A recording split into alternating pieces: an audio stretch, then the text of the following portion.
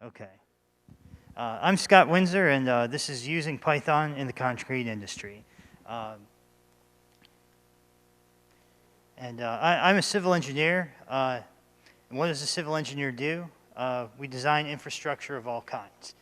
So we design buildings, bridges, roads, railroads, dams, wastewater treatment, airports, any kind of built environment. So, all the stuff you're looking at, in this building, all the concrete around here in downtown Cleveland, all that was designed, that whole built environment was designed by civil engineers.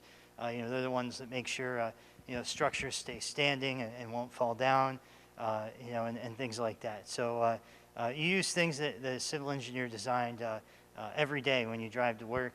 You use that every day and maybe don't realize it. And common civil engineering technology. So CAD programs are one of the main things that we use. We use things like AutoCAD, but there are various other CAD programs as well. Excel, that's kind of the standard when it comes to doing calculations. And we do a lot of things with spreadsheets. We use PDF editors. It seems to be the way that we communicate with each other. I don't have to wear this. It seems to be the way that we communicate with each other. And MS Word and Outlook, proprietary one-job niche programs. So there's a lot of those in the industry, things that we'll figure out, flow rates for wastewater and things like that for stormwater. We work with a program that makes manholes, round manhole structures that are made out of concrete. It'll stack them and figure out what parts you need. So there are all kinds of different programs that we use that have one job. One that'll design stormwater drainage. So a lot of that in civil engineering. And of course, the dominant OS is Microsoft Windows. You see Mac rarely, and Linux almost never. And civil engineering programming, there's not a lot of programming done typically in civil engineering and concrete, but what you do see are things like proprietary languages. We have engineering consultants we work with that may use MATLAB. MATLAB's also taught in college, someone who's on a civil engineering track. But it's not widely used outside of academia. You see it occasionally, like I said, but not that much.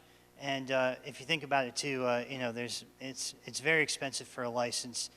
So you learn it, but you end up not really using it. And then Auto Lisp is a flavor of Lisp.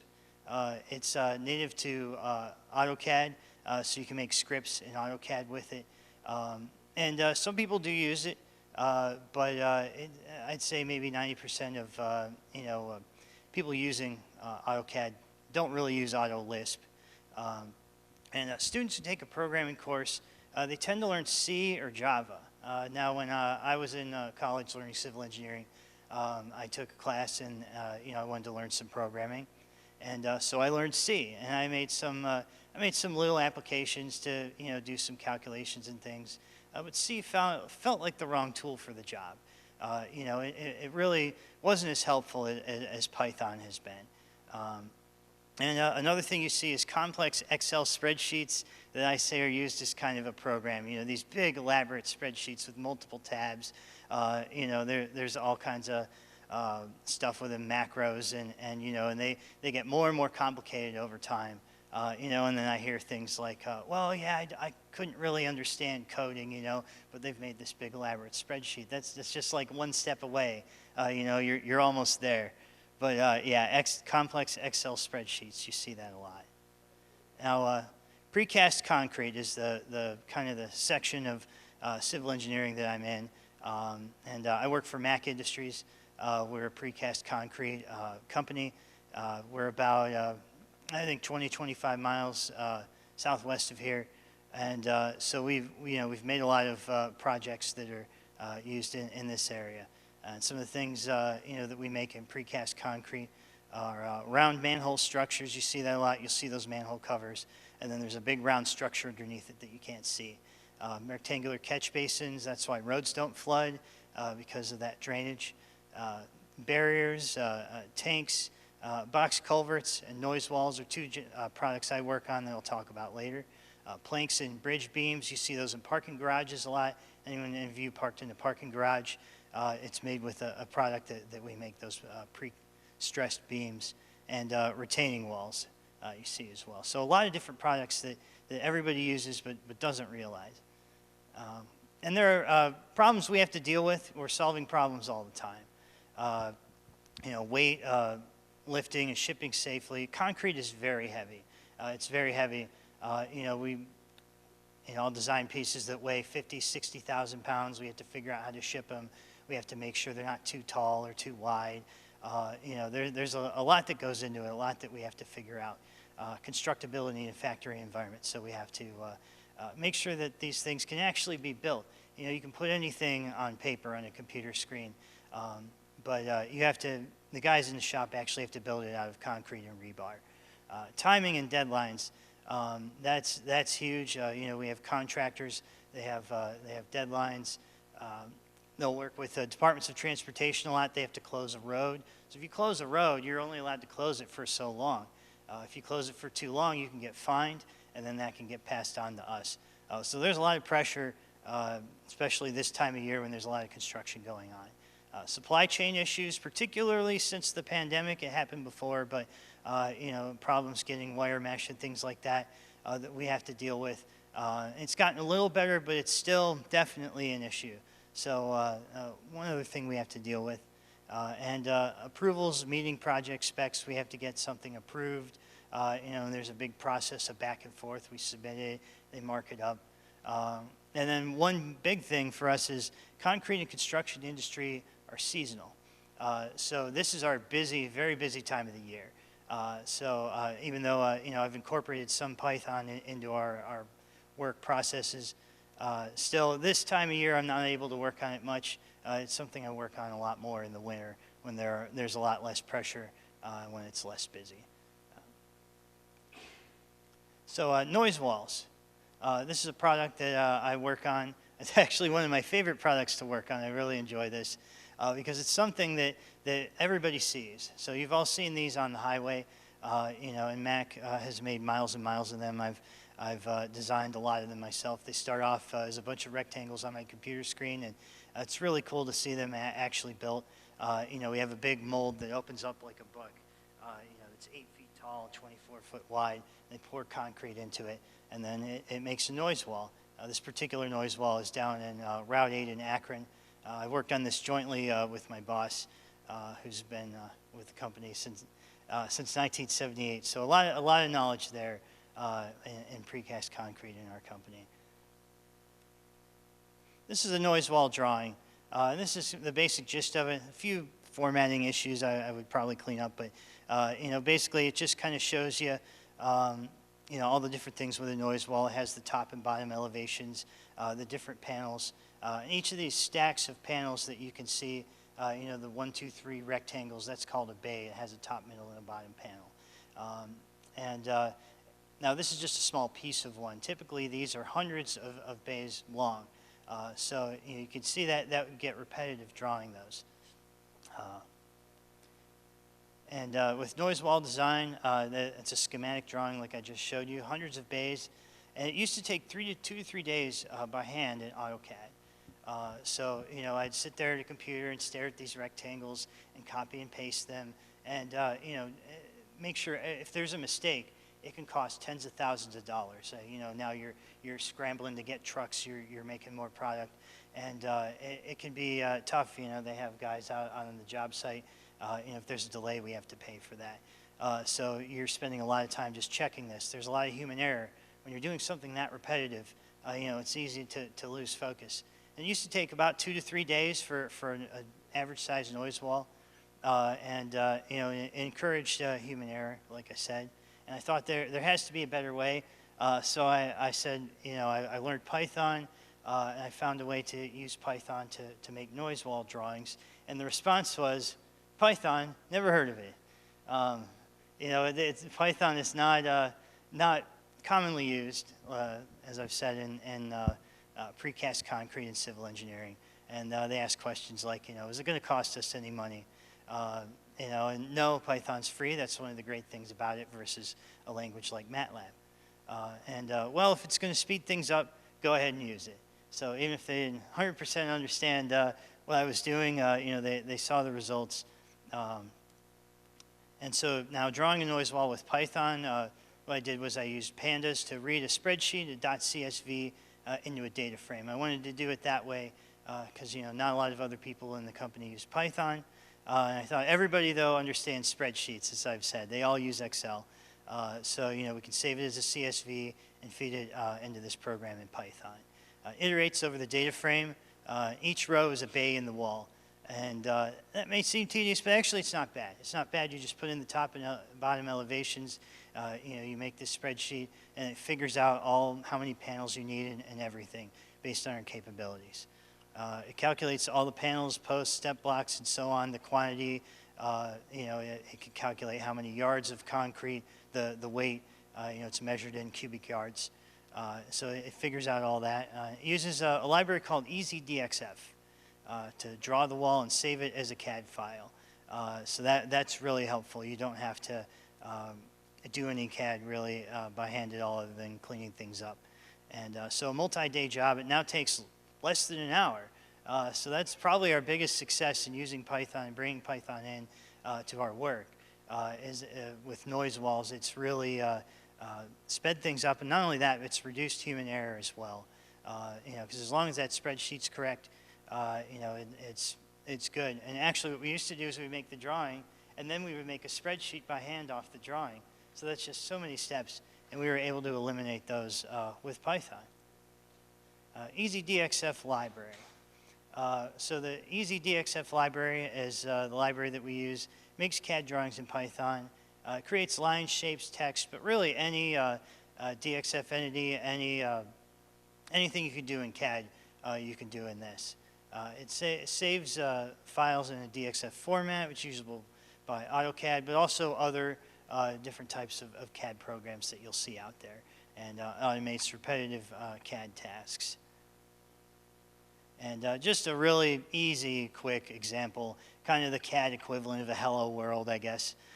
So it's, you import your ezdxf, and then you make a document, ezdxf.new, and then MSP is just your model space. So your model space in CAD is where everything lives. It's where all your lines, your rectangles, your objects, where they all live. And then you can manipulate them from there. And then just a list for the points, and then it's just 5 points, the 4 points of a rectangle, plus it goes back to start. And then it makes a rectangle object and saves it in a variable. You can also, typically I'll put that into a list. I'll have a big list of objects that I can manipulate later. I can move them around the drawing or whatever if I need that to do that. Then you save it. And it's that simple, although obviously implementing it, there's a lot it could do. So it gets more complicated than that, but that's the basic gist of it. And there's an add-on I thought was really useful called DXF2 code to this library. And it takes a CAD drawing and it generates the code used to draw it. And it's really useful for standardizing fonts, styles, layers between drawings. Because I would use the ezdxf to make this drawing, and then it would just have the default font, and it would look, it wouldn't look very good. I mean, it conveyed the information, but I want it to look like the other drawings that we do. So what I was able to do was take one of our standard drawings and put it into this DXF2 code, and then I was able to easily extract the code out and that I needed to have the colors, the styles, the layers, fonts, different things, because you want everything to look the same, because guys are using these to build stuff. So if stuff doesn't look the same, even something simple like a font or a font size, it can confuse them. So you want everything to be standardized, and DXF2 code was helpful in doing that with these drawings. And another product I work on, box culverts. And you can see here it looks, the inside of it kind of looks like a rectangle with the corners cut off. And you can see if you look into there, there's a whole bunch of box culvert sections. It's basically a long structure that water flows through. For a creek or a stream, it'll flow through that box culvert. And box culverts are everywhere. You probably drive over multiple ones every day. It's basically used when waterway is too small for a bridge. You don't want to go through all the trouble of building a bridge, an expensive bridge, but it's too large for a pipe. A lot of times what they'll do is they'll just take a corrugated plastic pipe, corrugated metal pipe, and just direct the water underneath the roadway. But for some of them, you have to use a box culvert because that's too small. And also, it's better for the environment. That's another reason they use them. If you have a waterway where there's some wildlife or whatever that you want to protect in there, it won't tend to, that wildlife won't want to go into just a small pipe. You want to mimic the stream environment as much as possible is what I'm saying. And a box culvert does that a lot more than a round corrugated pipe. So that's another reason you'll see them used. Pretty simple at the outset, it seems that way. It's made out of a number of repeating sections. The main parameters, if you're going to feed this into a Python, is your span, which is how wide it is, your height, and your earth cover. If there's not very much earth on top of it, you have to worry about all the trucks going over it and the way that affects the box culvert. And then if you have one that's buried deep, you don't have to worry about the trucks anymore because that earth will cushion it. Now you have to worry about all the earth that's over it. We call that a dead load. All kinds of different things that go into designing one. And here's just a basic box culvert drawing. And I made this with Python and the ezdxf library. Just very simple repeating sections. This one has 14 sections. You can see the downstream DN there. That just means you don't have, because there's like a tongue and groove joint. We call it a bell and spigot. You can see there between each section. And the downstream typically won't have a spigot joint. So we just have to take that into account. And then that affects the length a little bit. So we have to account for that as well in terms of building it. So another case where it's easy to put it on paper, but to just take that off of there, that joint. But then you realize you have to do a little bit more than that. You have to put plywood over the mold, and so you lose a little bit of length there. So my box culvert program, I make a box culvert object. Your args are your span, height, earth cover, and lay length. As I mentioned, in your upstream or downstream groove. And then I started having to think about, okay, which branch is going to make it, because different branches of our company make box culverts differently. Inserts for head walls, what kind of head walls. A head wall is kind of a block of concrete that goes on the end of a box culvert, because you're putting earth over this thing and you don't want the earth to slide off. So you have just this little block of concrete that will stop the earth from sliding off, like a mini retaining wall. But they come in all different shapes and sizes. It just got more complicated from there. Wing walls, what kind? You have these big walls that come off the end called wing walls. What shape? Is there an architectural finish? They can put an architectural liner in there. You've seen those stone patterns in different concrete structures. Is there a skewed end? Is there a bend? Connections to pipes, phased constructions, variable section lengths, and so on. And so it got complicated pretty fast with box culverts. It was kind of a case of, it seemed like it would be very simple. And I've had people tell me, well, this is really simple. Why can't you have something that just that automates this? And I started to realize, that I'd kind of bit off more than I could chew with that. And here's an example that kind of illustrates that. This is also a box culvert drawing, drawn by hand in AutoCAD for now. I like to eventually be able to do things like this in Python. But it just shows you can see all those bends. There's pipes going into it. There's inserts in each end that you have to account for. There's head walls. There's all kinds of things. And this particular one we did about 5 years ago. If you ever drive down Route 82 in Strongsville, you've driven over this thing. So it's a pretty complicated box culvert. So it goes from that simple one that you saw, which is also an actual job that we've done, to this more complicated one. And so how I got past that, and there's just a few more examples of box culverts, and problems that we encounter and challenges that we have. The first one is the three-sided box culvert. You see it doesn't have a bottom. And that's where you have an environmental, kind of an environmental challenge where they want it to be more like natural stream material. So if you don't have a bottom, then you keep that natural stream material in there, and it works better for the environment. And then that second one is just where there was a lift device, because we have little lifters in here that we use to lift up the section. And you have to make sure that's not going to be blocked by a head wall. And that ended up being fine. We're just going to patch that up. It wasn't too big of an issue, but it's just a reminder of all the things that I have to deal with when I design these things. So I decided to go back to basics and focus on automating the parts that will save us the most time, and maybe also that'll be easiest to code. And basically that basic box culvert drawing that I showed you. Because it's easy to get bogged down. I'm like, oh, I got to add all this stuff, and using Python best practices, and that kind of helped me because I taught myself to use Python. I'm not typically around other programmers and stuff. That's one reason why this conference has been great. To talk to people about programming in Python and things I'm interested in. But while I was working on this, it was just me. At first by myself doing this. So I used resources that I had available. I would use like a linter add-on, and it would tell me, hey, you have over 20 arguments for this class in the constructor. Maybe you shouldn't do that. And I'm like, oh, well, what am I going to do? How else am I going to do it? And so I kind of learned to listen to the linter. It gives me those warnings. It's easy to ignore them.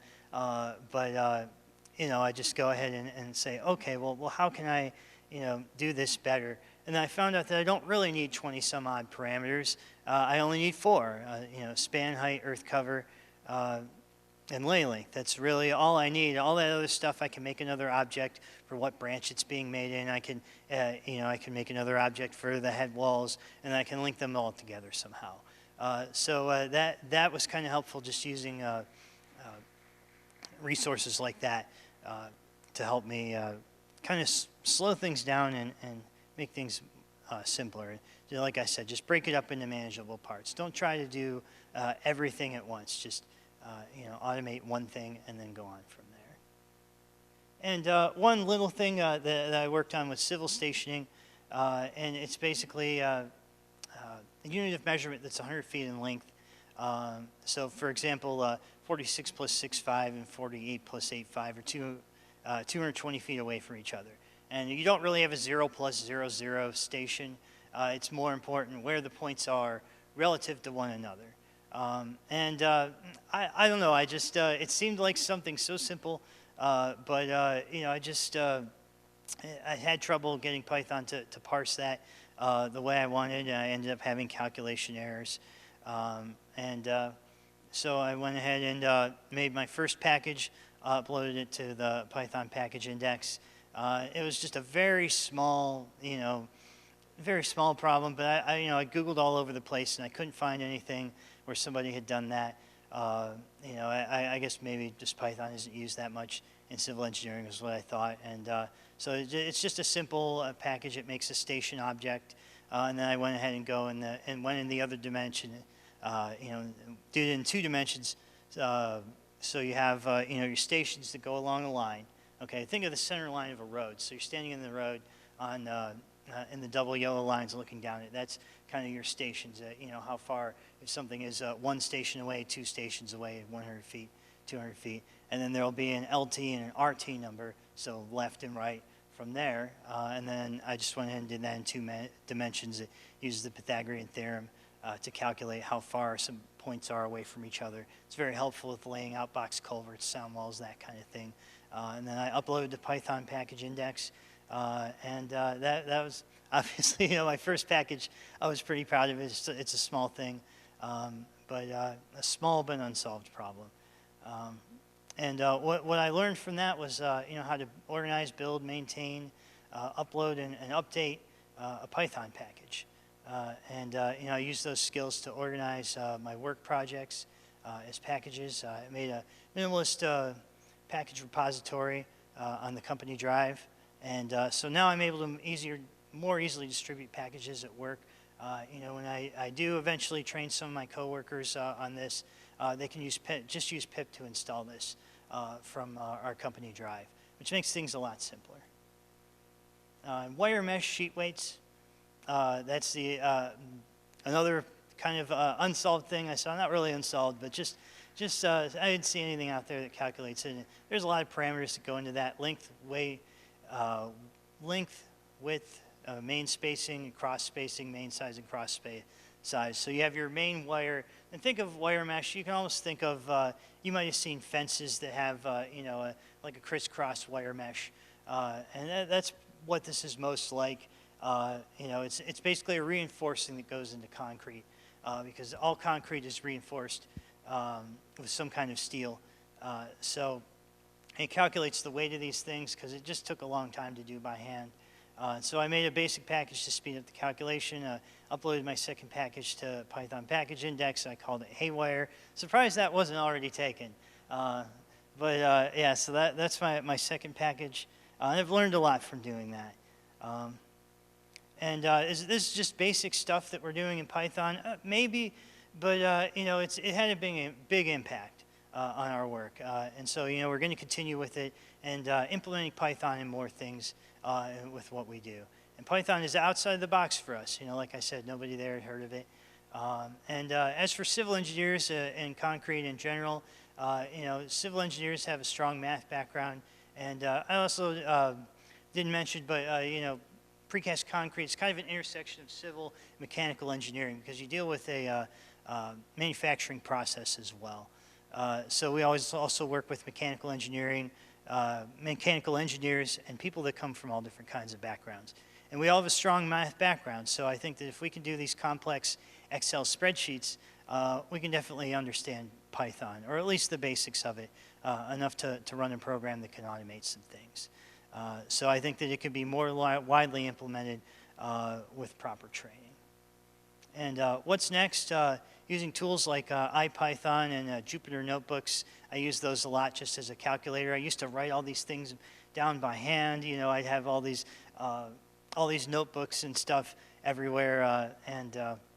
So I've kind of switched to using IPython and Jupyter. And that's really been helpful. And then I can go back later and look at what I did.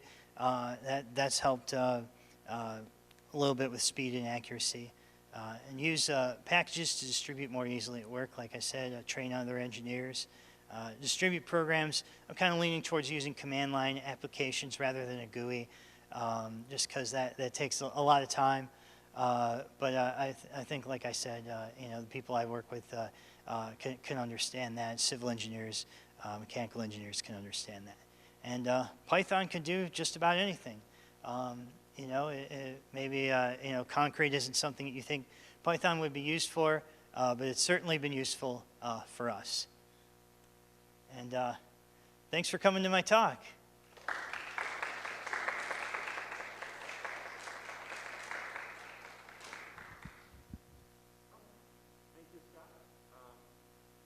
We do have one set of talks remaining, and then, of course, the closing keynote. Thank you for everybody for attending, and I hope you find another good talk today.